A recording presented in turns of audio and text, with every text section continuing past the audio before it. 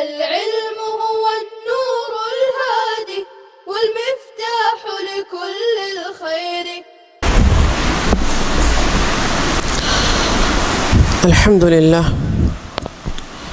الحمد لله الذي هدانا لدين الإسلام وما كنا لنهتدي لولا أن هدانا الله.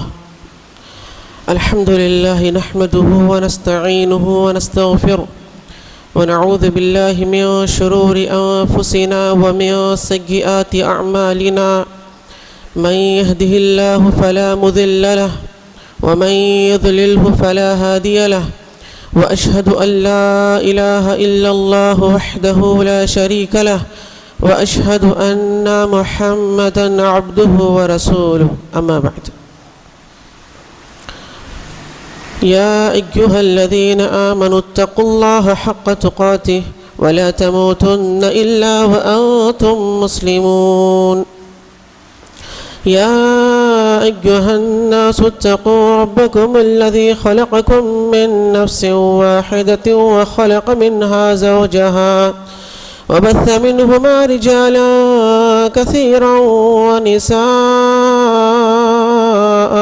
واتقوا الله الذي تساءلون به والأرحام إن الله كان عليكم رقيبا. يا أيها الذين آمنوا اتقوا الله وقولوا قولا سديدا يصلح لكم أعمالكم ويغفر لكم ذنوبكم ومن يطع الله ورسوله فقد فاز فوزا عظيما.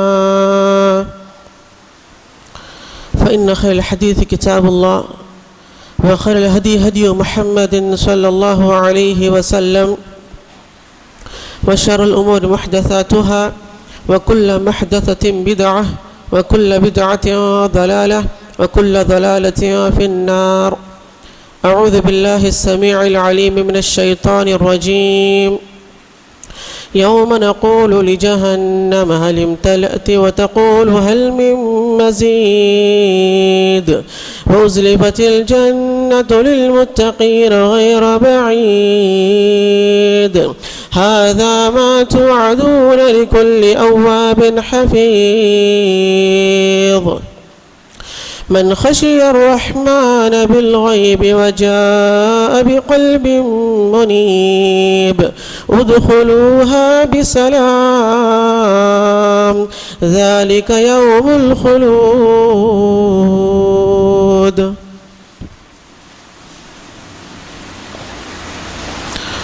قال الله تبارك وتعالى في سورة النساء: أعوذ بالله من الشيطان الرجيم وَاعْبُدُوا اللَّهَ وَلَا تُشْرِكُوا بِهِ شَيْئًا وَبِالْوَالِدَيْنِ إِحْسَانًا.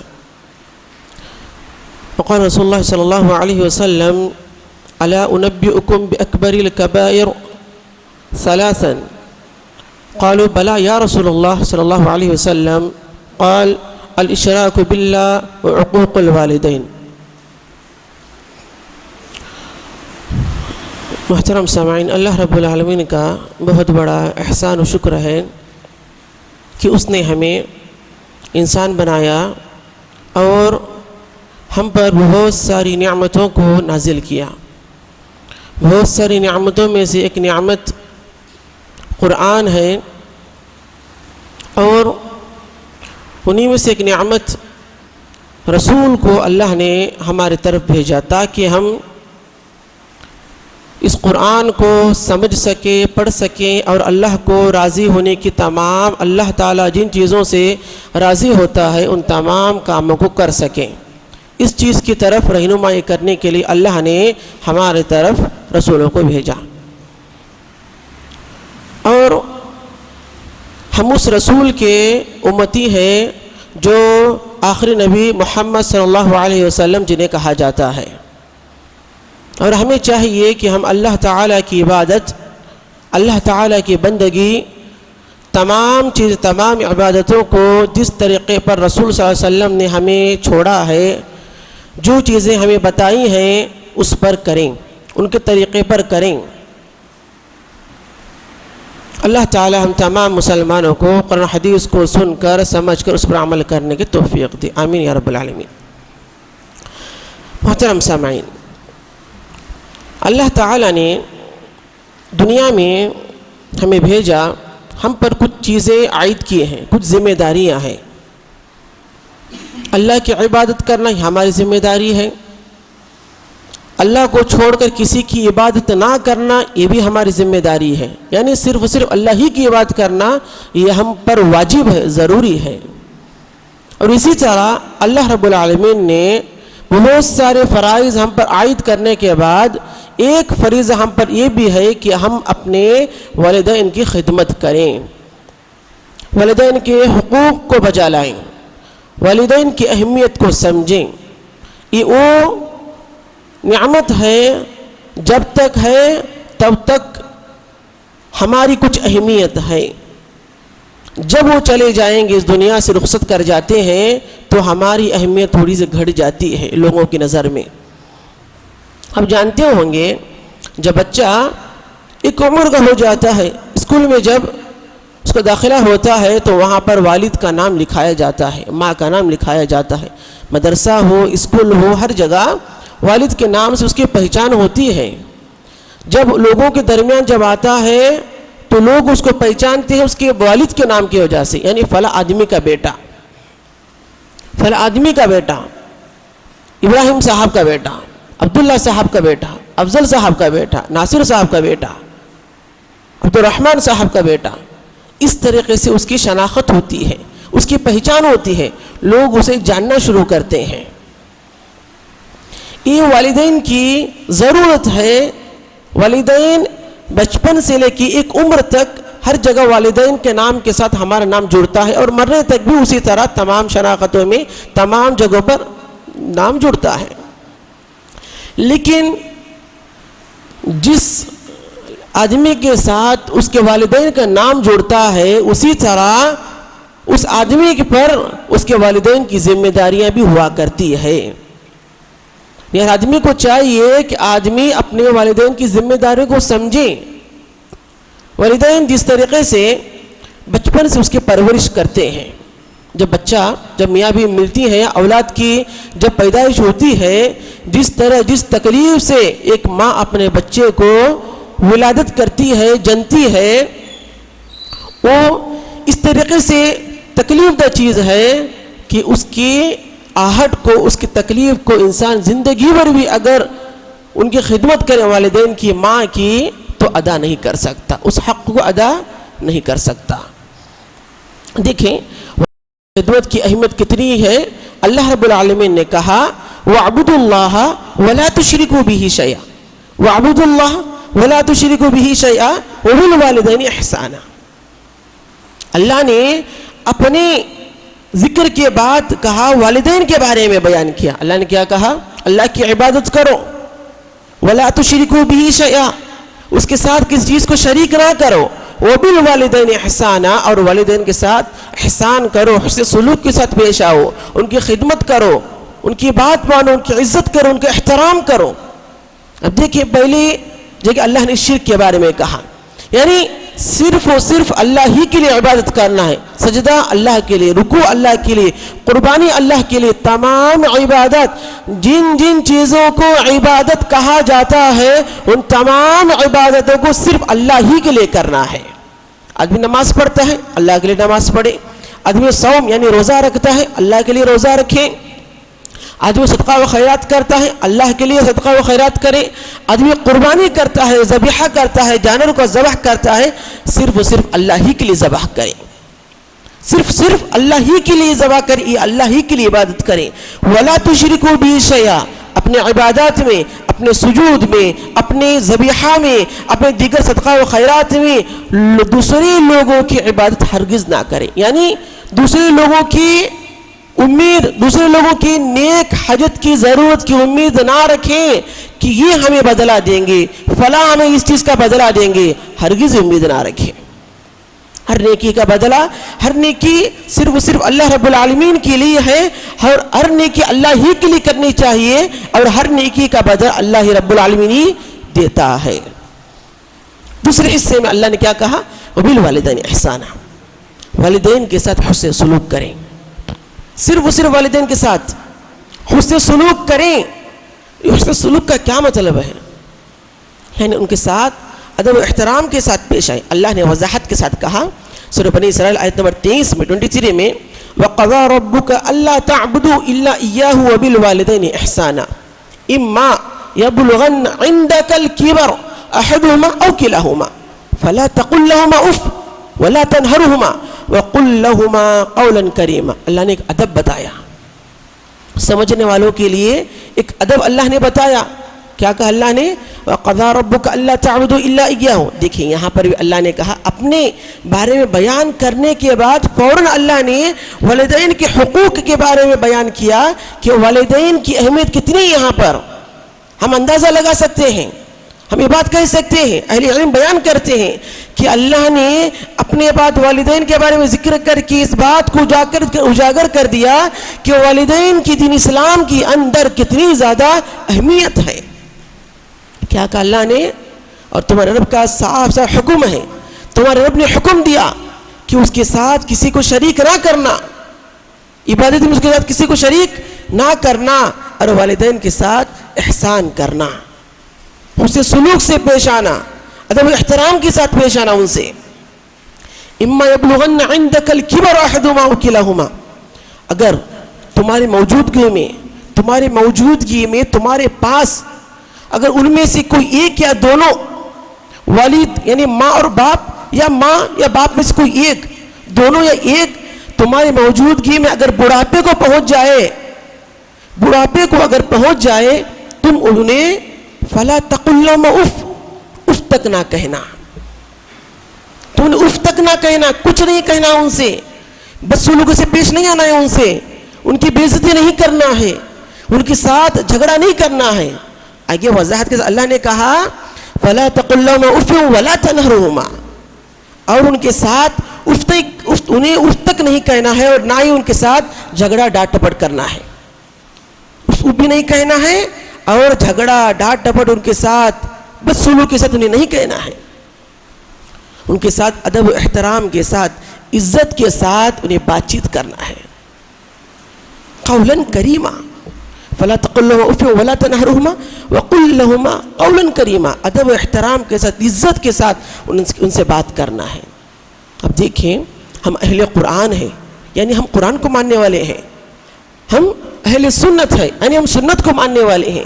اب دیکھیں اللہ نے ہماری نصیحت کی ہے کہ صرف اللہ کی عبادت کریں، پھر والدین کی عزت کریں، والدین کا احترام کریں، ان کے ساتھ جھگڑنا نہیں ہے، ادب و احترام کے ساتھ ان سے پیش آنا ہے۔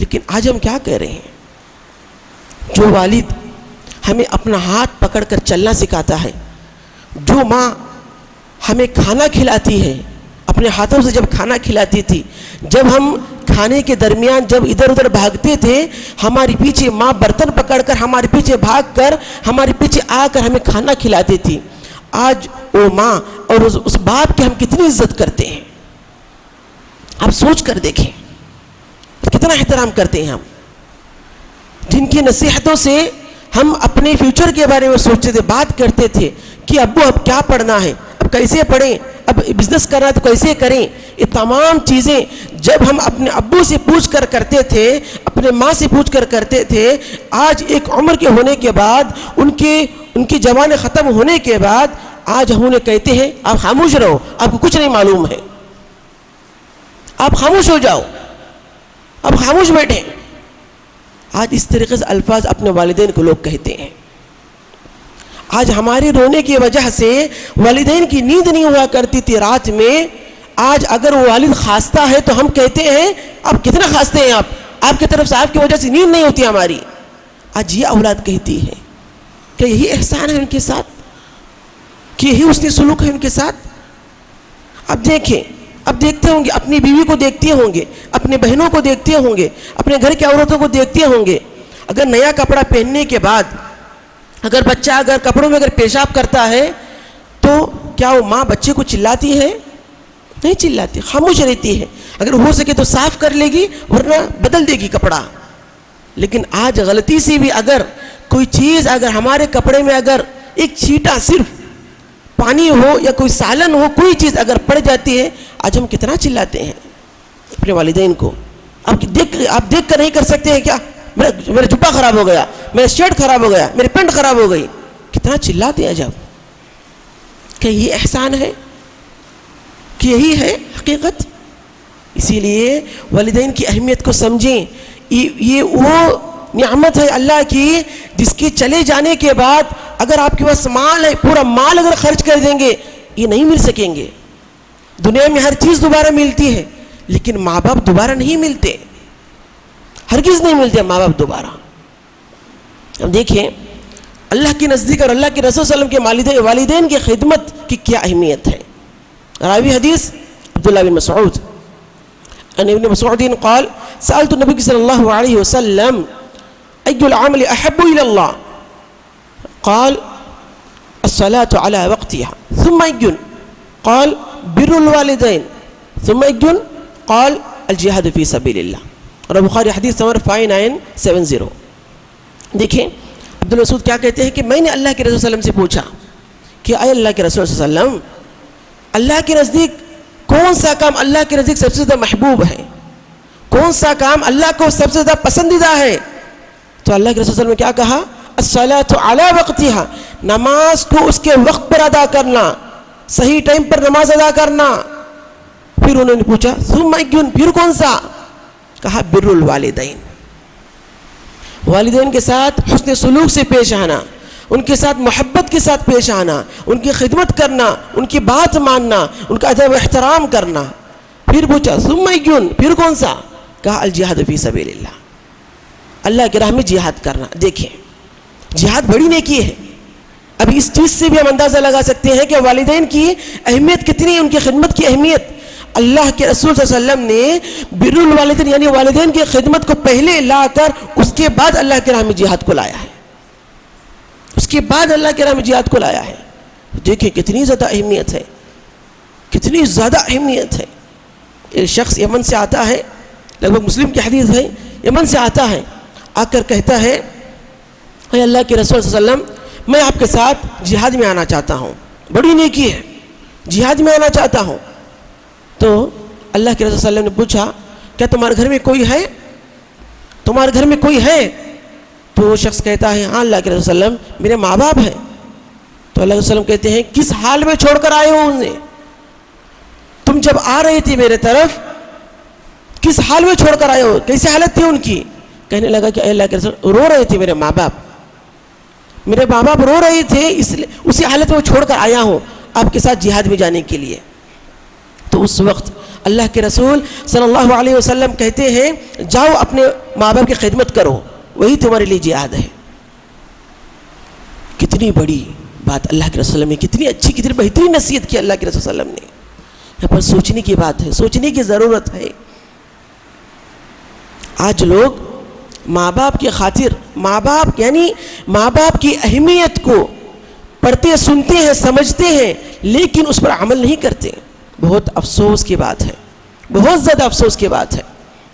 اور اسی طرح دیکھیں اللہ رب العالمین نے کیا کہا سورہ لقمان آیت نمبر 14 میں اللہ نے کہا وَوَصَّيْنَا الْإِنسَانَ بِوَالِدَيْهِ، ہم نے انسان کو ان کے والدین کے بارے میں نصیحت کی ہے.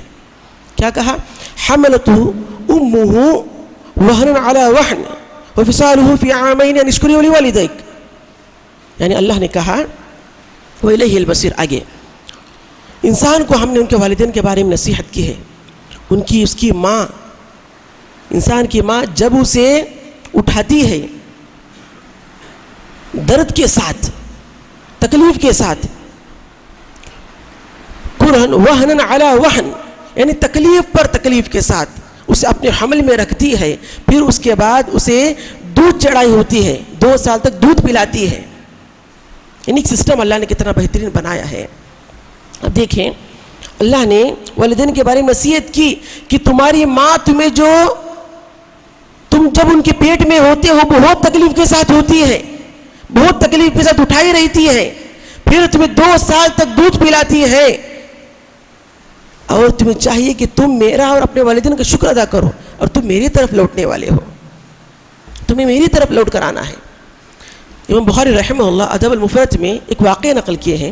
الادب المفرد میں ایک آدمی یمن کا ایک آدمی، اس کی ماں کہتی ہے کہ مجھے حج کرنا ہے، حج یا عمرہ کرنا ہے. ماں اتنی طاقت نہیں ہے ماں میں کہ وہ سواری میں بیٹھ کر، یعنی اونٹ یا گھوڑے پر بیٹھ کر سفر کر سکے، اتنی طاقت نہیں ہے اس پہ. تو جب وہ آدمی اپنے ماں کو جب سواری پر بٹھاتا ہے تو ماں اتنی طاقت نہیں ہے کہ وہ بیٹھ سکے.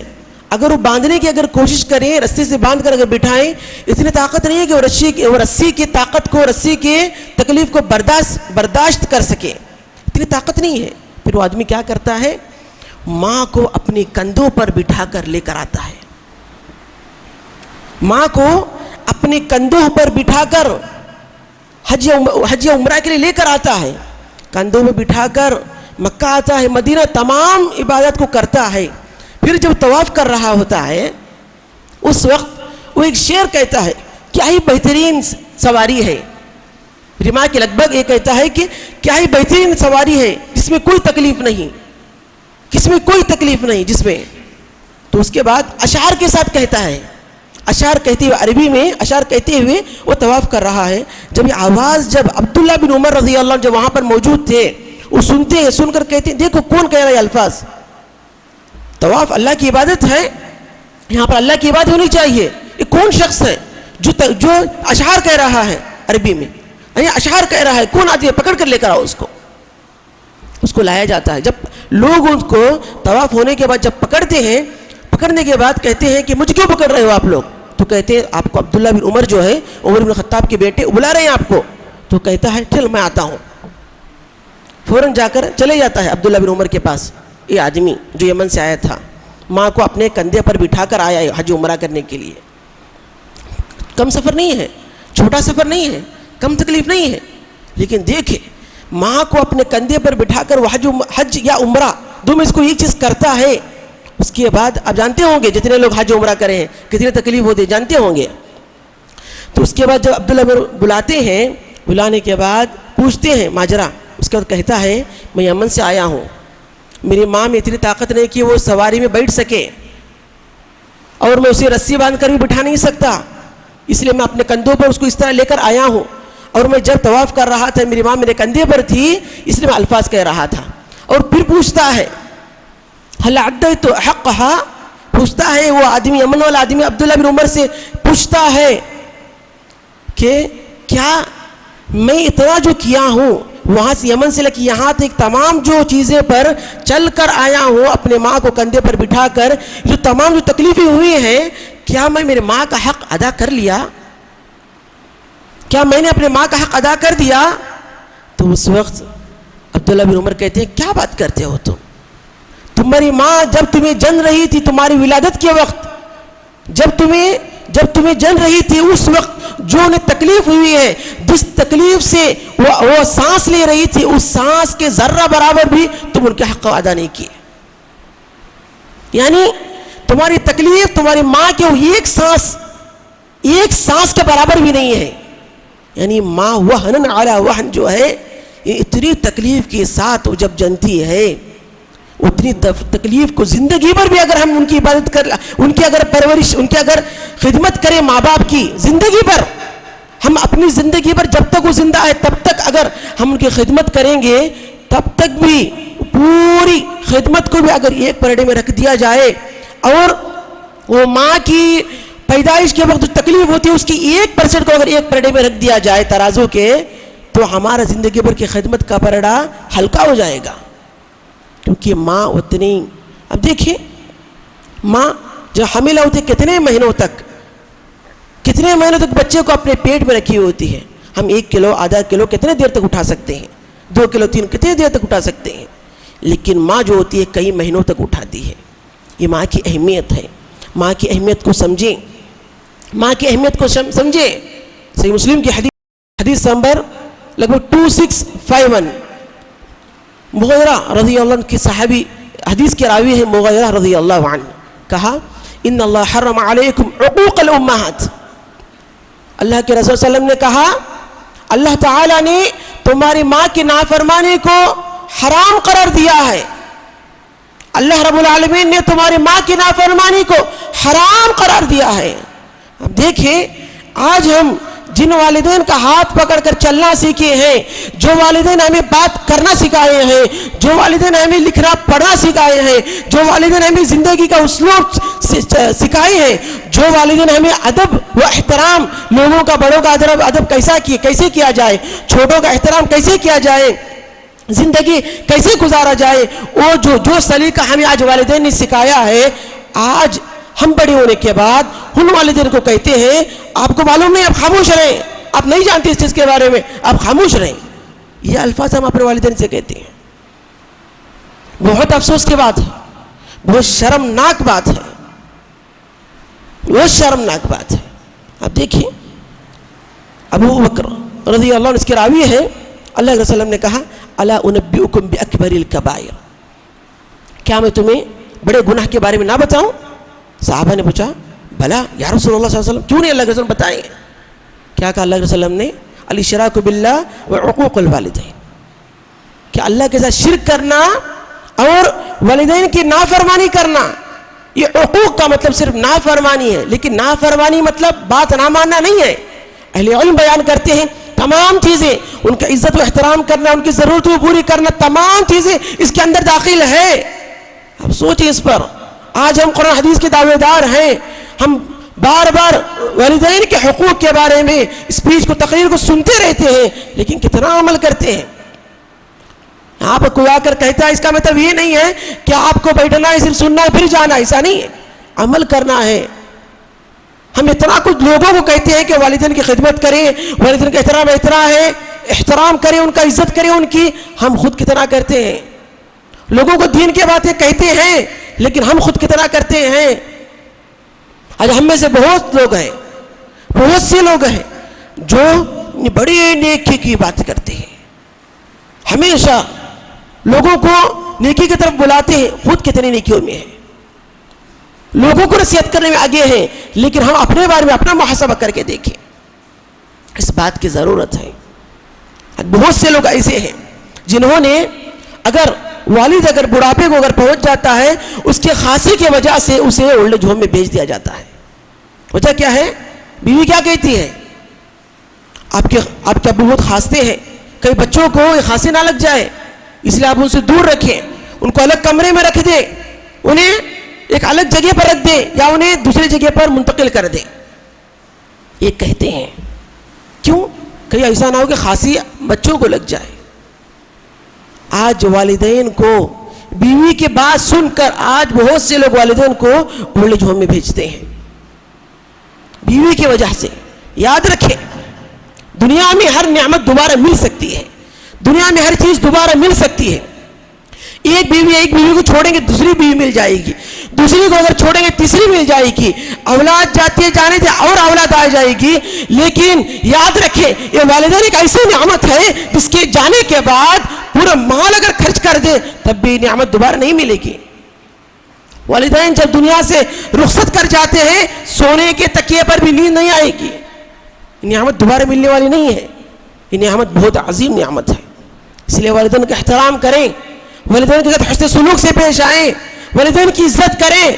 یاد رکھیے تمہاری آج جو پہچان ہے، آج ہماری جو پہچان ہے، آج ہمارے والدین کی پہچان ہے. لوگ کیا کہتے ہیں؟ فلاں کا بیٹا ہے. کس نے امامت کی؟ فلاں صاحب کا بیٹا ہے، اس نے امامت کی ہے. خطبہ کون دیا ہے؟ فلاں صاحب کا بیٹے نے خطبہ دیا ہے. وہاں پر وہ کمپنی کس کی ہے؟ فلاں جو صاحب تھے اور محلے میں ان کی بیٹے کی کمپنی ہے. ترقی، ہر ترقی جو ہوتی ہے محلے میں ہو، قبیلے میں ہو یا خاندان میں ہو، جب بچہ کوئی ترقی کرتا ہے والد کے نام سے پہچان ہوتی ہے اس کی. اس چیز کو یاد رکھیں. ضرورت اس بات کی ہے کہ ہم تمام لوگ اپنے والدین کی عزت کریں، ان کا ادب احترام کریں، ان کی خدمت کریں. جب تک وہ نعمت ہے اس کا شکر ادا کریں، اللہ کا شکر ادا کرتے ان کی خدمت کریں.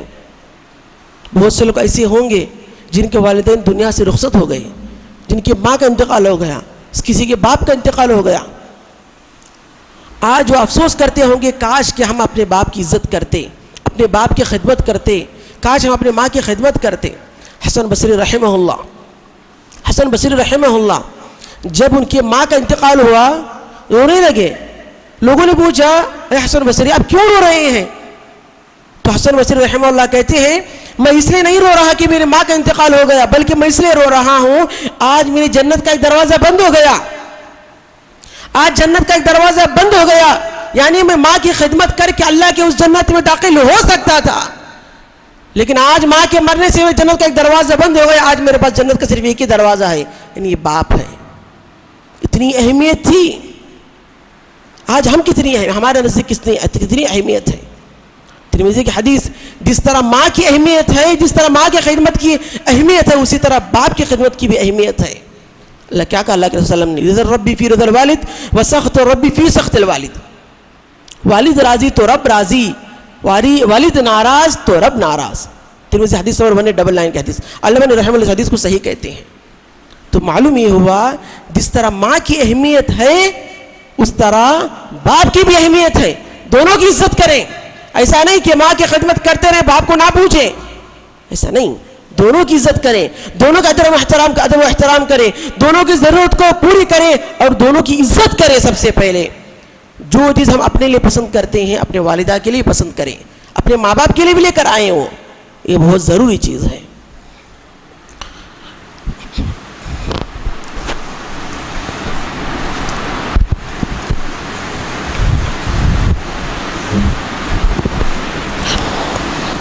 الحمدللہ. تو محترم سامعین، خلاصہ یہ ہے کہ آپ کے پاس جن لوگوں کے پاس ماں اور باپ یا دو میں سے کوئی ایک ہے وہ ایک بہت بڑی نعمت ہے. ان کی عزت کریں، ان کا احترام کریں. آپ ان کی خدمت کر کے بہت سارے دلائل ہیں جو اس بات پر دلالت کرتے ہیں کہ والدین کی خدمت سے جنت مل جاتی ہے. والدین کی خدمت اگر کریں گے تو جنت ملے گی، لیکن شرط بہت سی شروط میں شرط کا توحید کا ہونا شرط ہے. اس لیے والدین بہت بڑی نعمت ہے، ان کا ادب و احترام کریں. والدین کے حقوق، ان کے ساتھ حسن سلوک کی کچھ آداب ہے، یاد رکھیں. ان چیزوں کو نصیحت کے طور پر مختصر کچھ بیان کیے جائیں گے انشاءاللہ. سب سے پہلے یاد رکھیں آپ کے گھر میں جو بڑے ہیں، جو والدین ہیں، جو ماں باپ ہیں، جب بھی آپ کے گھر میں عید ہوتی ہے خیال رکھیں کہ ان کو بھی کپڑے لے کر آنا ہے. جب آپ اپنے بیوی بچوں کے ساتھ جب شاپنگ کے لیے جب خریدنے کے لیے جاتے ہیں ان کو بھی لے کر جائیں. پوچھیں ماں کیا چاہیے، باپ کیا چاہیے، ابو کیا چاہیے، امی کیا چاہیے، پوچھیں.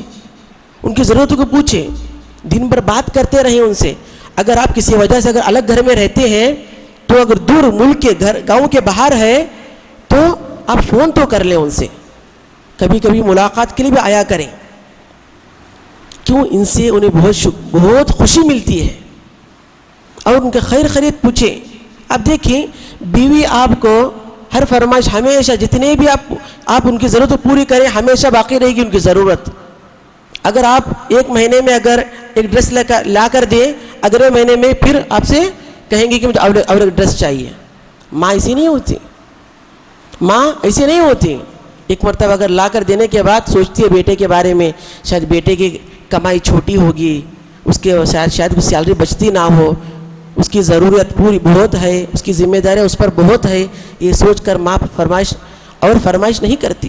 اب دیکھیں موٹی سی بات، کبھی گھر جا کر یہ کر کے دیکھیں، وضو کریں. وضو کرنے کے بعد اگر پوچھنا ہو تو بیوی کا دوپٹہ لے کر پوچھیں. بیوی کی جو اوڑھنی ہوتی ہے، دوپٹہ جو ہوتا ہے اس کو لے لیں. اس کو لے کر پوچھنے کی کوشش کریں وہ کیا کہے گی.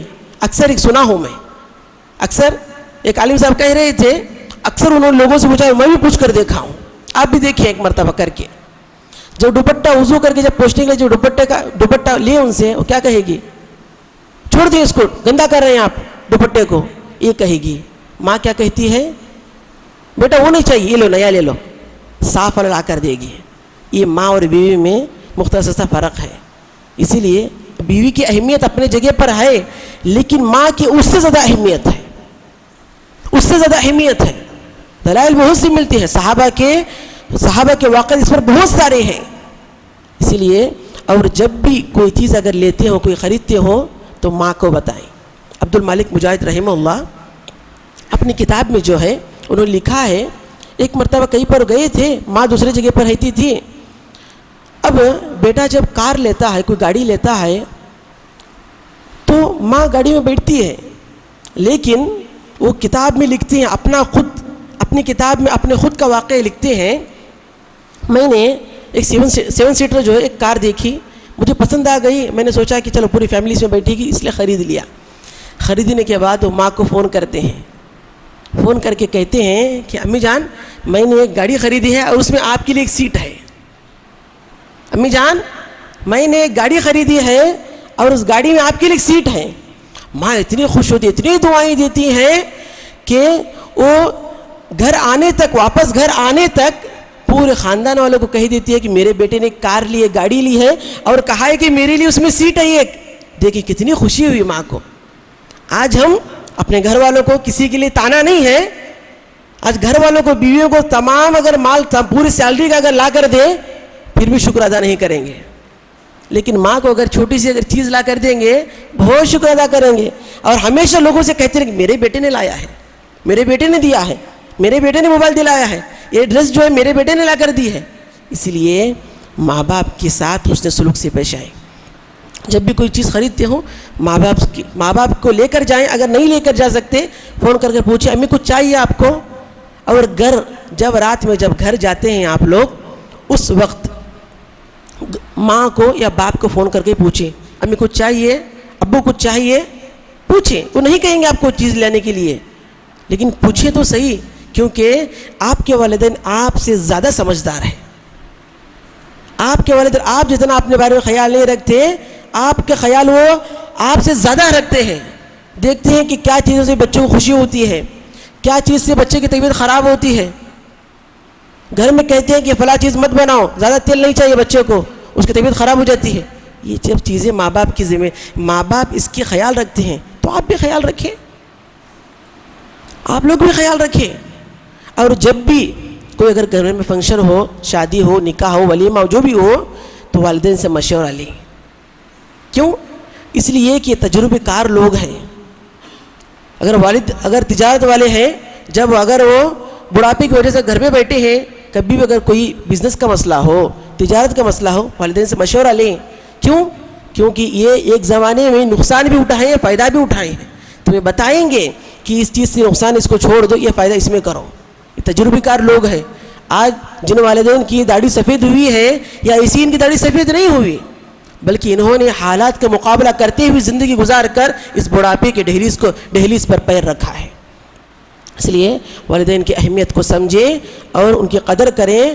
وہ ایک نعمت ہے، اس کی نعمت کی اہمیت کو سمجھ کر ان کے ساتھ حسن سلوک سے پیش آئے، ان کی خدمت کریں، ان کی ضرورتوں کو پوری کریں.